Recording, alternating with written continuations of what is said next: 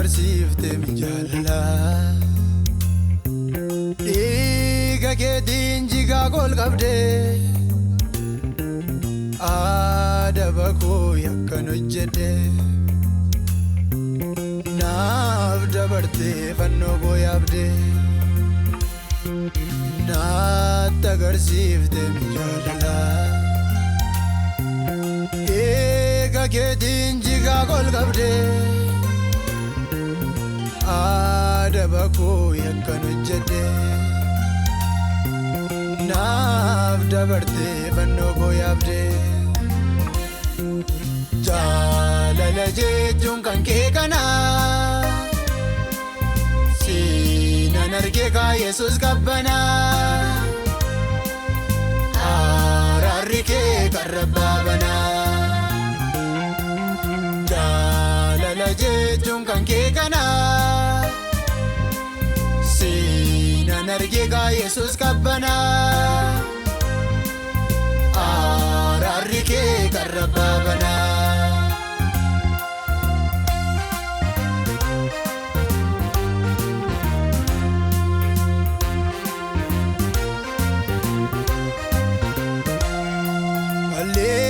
Sagoti via da be malo undo mazayu virradunte absoe jibata belezo malubo enywa jimmetiga ko bagerulte silao tanirraka irbata bidda sesio limbane kesanu yase algarra mumamti ammana ga'u tola keetti yaannani garana raase jaalala jechuun kan kee kana siinan argee kaa Yesuus qabbana araarri kee karra baabana jaalala jechuun kan kee kana siinan argee kaa Yesuus qabbana araarri kee karra baabana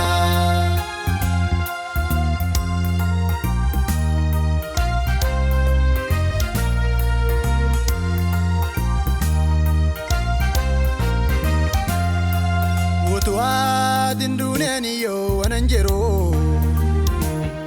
silao duera kabiye na nyaate narrat ni brebi ajeza lubo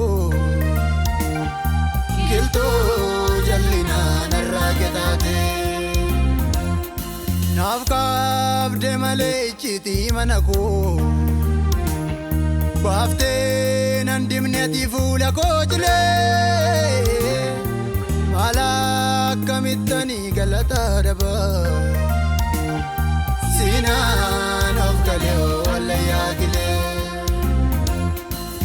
jaalala jechuun kan kee kana siinan argee kaa Yesuus qabbana araarri kee karra baabana jaalala jechuun kan kee kana siinan argee kaa Yesuus qabbana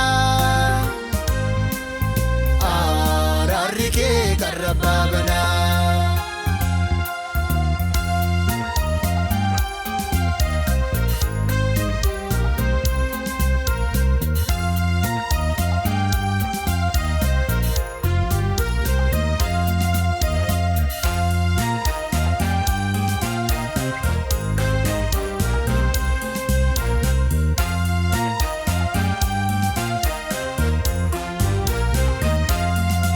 adulfaadhu jettee salphatte malee ofiin qabdu balleessa gararraa dhaameenyu iyyuun taa'u iddooti qabdu na keessa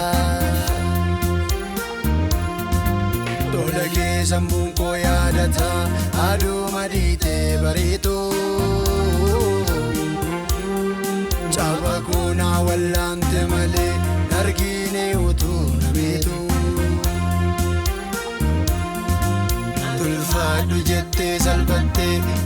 nafiin qabdu balleessa gararraa daameen biyyoon taa'u iddooti qabdu na keessa tola kee sammuun koo yaadata aduu madiitee bariitu.